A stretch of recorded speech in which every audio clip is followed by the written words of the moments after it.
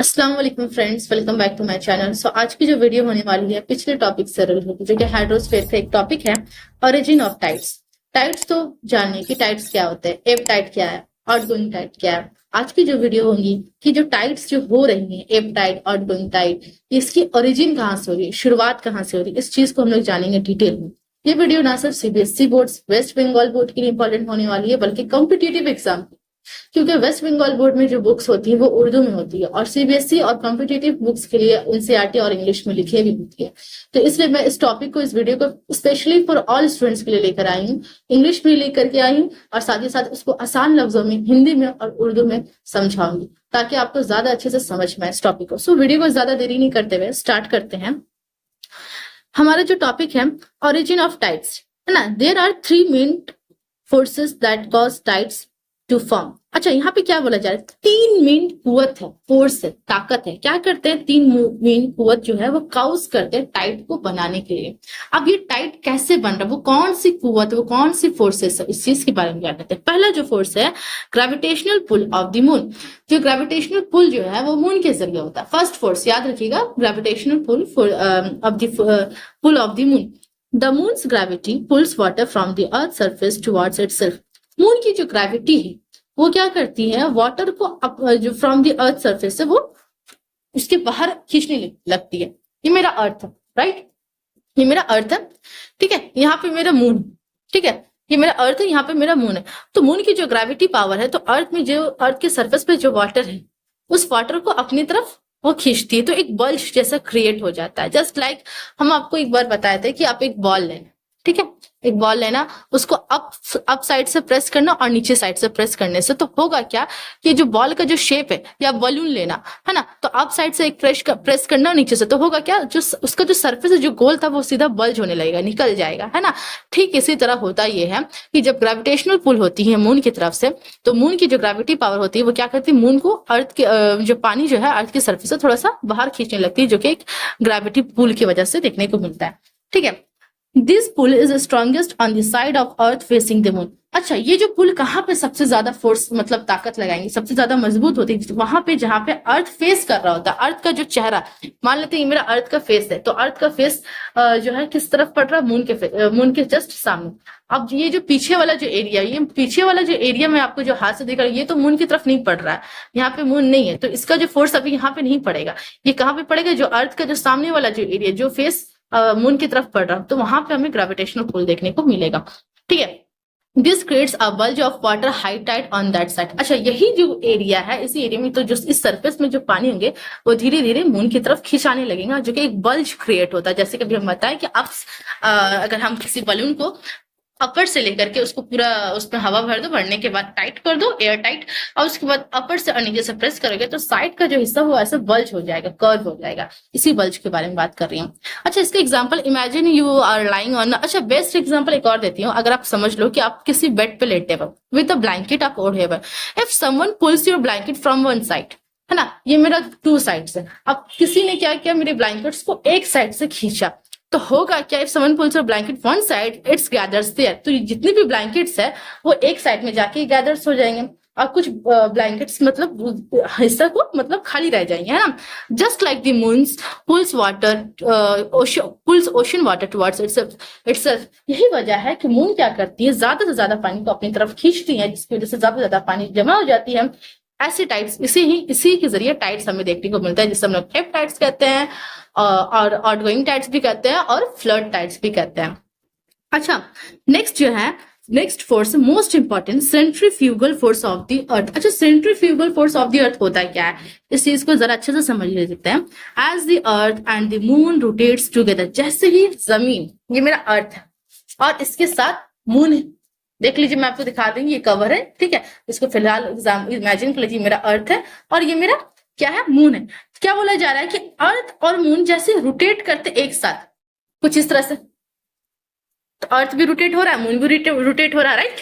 अब जैसे कि विजिबल है, तो जैसे अर्थ और मून जब एक साथ रोटेट होते हैं, तो a force called centrifugal force act on the opposite direction. तो होता क्या है, एक सेंट्रीफ्यूगल जो कुवत है, जो एक ताकत होता है जिसको हम लोग क्या कहते हैं, सेंट्रीफ्यूगल फोर्स कहते हैं, वो उसके जस्ट अपोजिट एक्ट करने लगते हैं साइड ऑफ द अर्थ। मान लेते हैं मेरा जो चांद है अभी इस साइड को सरफेस में है, ये हमारा अर्थ का इस सरफेस को, ये वाला जो एरिया इस सरफेस के साथ फेस पे पड़ रहा है। तो अभी जब ये मूवमेंट हो रहा है, रोटेशन हो रहा है, तो चांद की जो रोटेशन की वजह, अच्छा चांद भी रोटेट करते हैं, रिवॉल्व करते हैं अर्थ का, राइट, जिसकी वजह से हम लोगों को crescent moon, half quarter moon देखने को मिलता है हर मंथली रोटेशन की वजह से, राइट।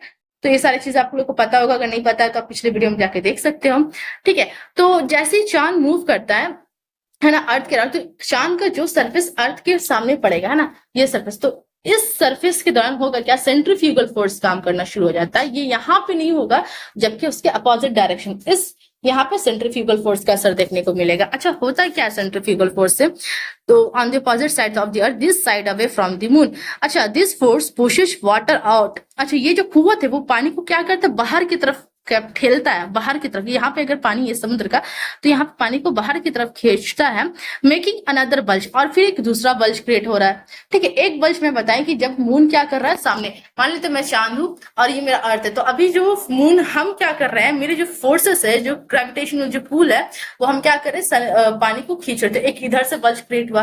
दूसरा बल्ज क्या बताया, किस तरह से क्रिएट होता है, जब सन और मून यानी सॉरी चांद और जमीन यानी मून एंड अर्थ, हम लोग दोनों जब एक साथ रोटेट करते हैं, तो मान लेते मैं और दोनों एक साथ रोटेट कर रहे हैं, तो होगा क्या कि यहाँ पे भी कोई फोर्स नहीं क्रिएट होगा, इसके जस्ट अपोजिट में फोर्स क्रिएट होगा। अभी जो बल्ज हमें यहाँ देखने को मिल रहा था, वो बल्ज वहां देखने को मिलेगा, तो मतलब यहाँ पे हमें टाइट बनते हुए दिखेगा। तो आई होप कि आपको क्लियरली समझ में आया।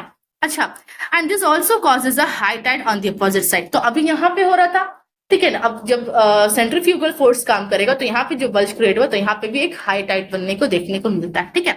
आई होप कि आपको समझ में आया सेंट्रीफ्यूगल फोर्स के बारे में और ग्रेविटेशन पुल। अगर इससे रिलेटेड कोई भी क्वेरी हो तो आप मुझे कमेंट बॉक्स में करना, मैं इसको फिर से री एक्सप्लेन कर दूंगी बेहतर तरीके से।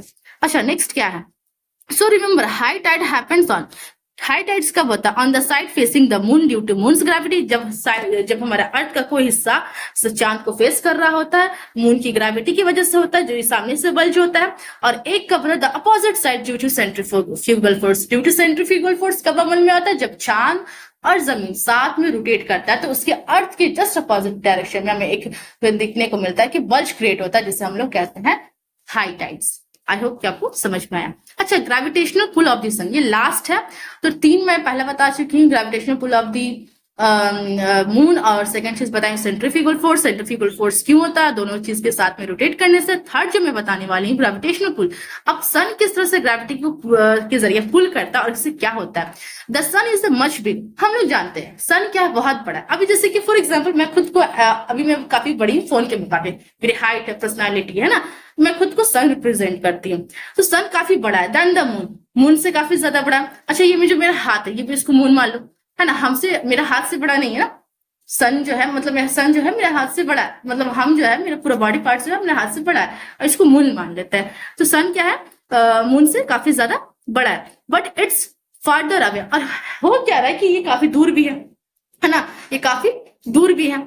It pulls is weaker but still play a big role. अच्छा, ये जो मून है, मून की जो पुल्स है, क्योंकि काफी डिस्टेंस में है, तो इसकी ऑफकोर्स बेशक ये काफी दूर में है, तो इसकी वजह से होगा क्या कि इनकी जो पुल है, उनकी जो खिंचाव है पानी की, वो थोड़ा सा कम होगा, लेकिन ये भी इंपॉर्टेंट है, एक रोल अदा करता है टाइड बनने के लिए, ठीक है, एक रोल तो अदा करता है। When the sun moon and earth are in straight line. अच्छा, मैं इस चीज के बारे में बताई थी कि पिछले वीडियो में मैं मून के बारे में बताई थी, एक्सप्लेन किस तरह से मून की शेप चेंज होती है, जिसको हम लोग मून की शैडो क्रिएट, जिसको हम लोग अमावस की रात कहते हैं ना, कि अमावस की रात चांद नहीं दिख रहा है। तो वो होता क्या है, इसी चीज के बारे में बताइए कि जब होता है क्या, सन मून और क्या होता है कि सब एक साथ होते हैं, एक राइट एंगल में एक साथ होते हैं ना, सीधे स्ट्रेट लाइन में। दिस फोर्सेस कैंसिल आउट, ये फोर्सेस क्या होते हैं, कैंसिल हो जाते हैं। दिस काउजेस स्मॉलर टाइड, मतलब इसकी वजह से होता है क्या, कोई भी फोर्स ज्यादा अमल नहीं कर पाते हैं, जिसकी वजह से बहुत ही छोटा टाइड होता है, जिसको हम लोग लीप टाइड कहते हैं। समझ में? तो अब पूछा जाए कि लीप टाइड कैसे बनता है, तो याद रखिएगा sun moon at the right angle, एक राइट एंगल की शेप में होंगे, मतलब एक राइट एंगल की लाइन में होंगे, और यही वजह है कि इसकी जो कुव्वत है वो खत्म हो जाती, नहीं हो पाती है, जिसकी वजह से क्या होता है, छोटा सा टाइड बनता है, जिसको हम लोग क्या कहते हैं, लीप टाइड कहते हैं। अच्छा, इसके बारे में समरी पढ़ लेते हैं। ओरिजिन, इसके अभी हम लोग क्या पढ़े थे? मून्स ग्रेविटी पुल्स वाटर, जैसे ही मून्स क्या करती है, मून की ग्रेविटी पानी को खींचती है तो हाई टाइड बनता है। सेंट्रीफ्यूगल फोर्स पुशेस वाटर, जैसे सेंट्रीफ्यूगल फोर्स होता है तो वाटर को क्या करती, पुश करती, ठेलती, जा भाई दूर जाओ, है ना। तो सेंट्रीफ्यूगल फोर्स यहाँ बढ़ रहा है तो पानी को क्या कर रहा है, अपोजिट डायरेक्शन में फेंक रहे हैं, है ना। तो अब बल्ज एक क्रिएट हो रहा है उसके अपोजिट डायरेक्शन में। नेक्स्ट क्या आ गया, सन्स ग्रेविटी हेल्प्स इंक्रीज और reduce the effect. Sun's gravity क्या करता है, हेल्प करता है, क्या करता है, इंक्रीज, बढ़ाता भी है और घटाता भी है उसकी इफेक्ट्स को, है ना। All these forces together creates the natural rhythm of rising and falling water in the oceans known as tide. यही जो जितने भी फोर्सेस के बारे में हम लोग पढ़ी मिल करके एक नेचुरल रिदम क्रिएट करता है। कभी ज्यादा हाई टाइड होता है, कभी गिरता है, कभी फॉलिंग होता है, कभी लो टाइड बनता है, जिसे हम लोग नीप टाइड कहते हैं। क्योंकि हम लोग इसको नाम के, जिसको ये जो राइजिंग हो रहा है, ये जो लो फॉलिंग हो रहा है, इस तरह की मूवमेंट को हम लोग टाइड्स कहते हैं। अच्छा, best example, imagine you are holding a ball of water and slowly spinning it. अच्छा, इसके लिए बेस्ट एग्जांपल, एक बॉल ले लेना जिसको आप पानी का बॉल है, ठीक है, आप उसको क्या कर रहे हैं, स्पिन कर रहे हैं, धीरे धीरे स्पिन कर रहे हैं, तो you will see the water moving to the sides. तो आप देखोगे कि जो बॉल है, वो जो पानी का जो बॉल होगा, पानी भी साइड साइड में वो क्या होंगे, उसके अराउंड वो मूव कर रहे हैं। Now imagine pulling the ball from one side. अब बॉल में पानी है, बॉल में जो पानी है, पानी को हम इस साइड, मतलब सीधा बॉल को खींचेंगे तो होगा क्या, पानी सीधा एक साइड आके जमा होने लगता है ना। तो water gather on that side. अब जिस साइड खींचोगे तो उस साइड जमा हो जाए। तो मैंने ब्लैंकेट का एग्जाम्पल दिया, अब इस चीज की भी एग्जाम्पल दी ताकि ज्यादा अच्छे से समझ में आ जाए।